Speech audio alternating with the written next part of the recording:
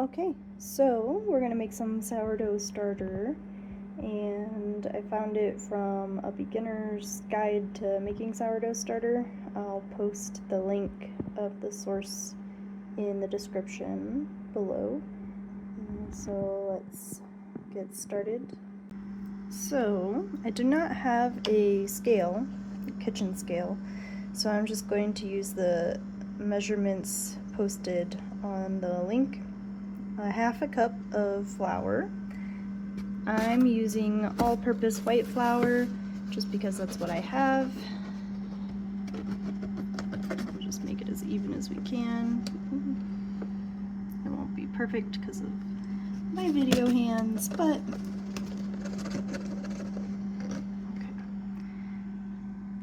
And we'll add this to my jar. Okay, so we added half a cup of flour.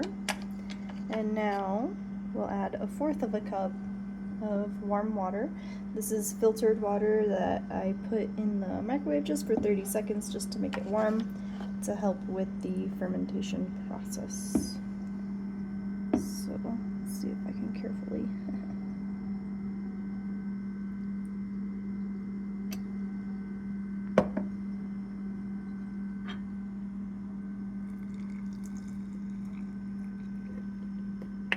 Okay, and then we'll stir the concoction with a fork. Okay, so it's supposed to be kind of thick, but it was, there was still some flour that wasn't incorporated, so I added a little bit more water. And yeah, so I'll just push down the sides as much as I can. Okay, so I scraped the sides as much as I can, and that is what it looks like. I'll put a rubber band around it to show me how high up it is, and I'll cover it with some foil and let it rest. Okay, a couple things to note. You want the lid to be loose fitting, so the fermentation, when the air and gas is produced, it can escape and it won't explode your glass jar. The rubber band helps me see when it's rising and falling. So we'll let it rest overnight and see where it's at, if there are any bubbles or not. So this is day 1 of my first sourdough starter mix. And my house is pretty warm, about 76, 75, so I'm not too concerned about putting it in a warm place. I'm just going to leave it on the countertop because I think it's warm enough.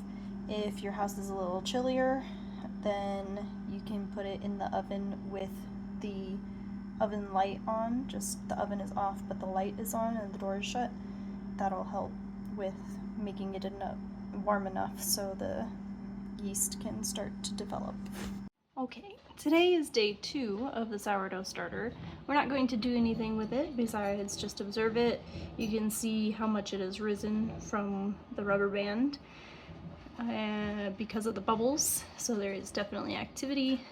It's typical to have some activity your first day or 2, and then it might kind of die down a little bit. Okay, so day 3 of the starter, you can see that it has gone down as the bubbles popped.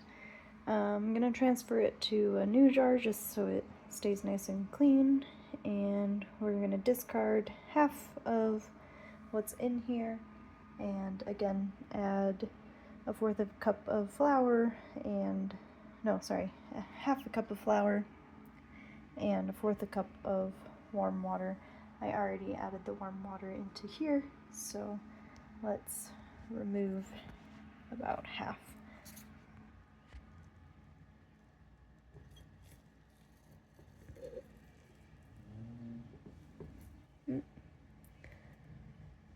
It's nice and stretchy. Okay, so I removed a bit, about half, and I'm just going to transfer it to the next jar. Oh, I'm keeping it clean, huh? Okay. And we'll put half a cup of flour in with a fourth a cup of water. Give it a nice stir. Mix it all up.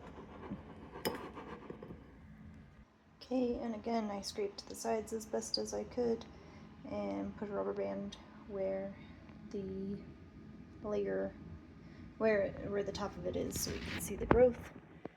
So it's starting to smell a little bit fermented. So yeah, day 3. Okay, so the starter has risen a lot. You can see the bubbles. So I'm just for fun going to test it and see if it'll float. This is the water test. If it floats, it's good to use to make some flour or starter. So let's see. Looks like it wants to float.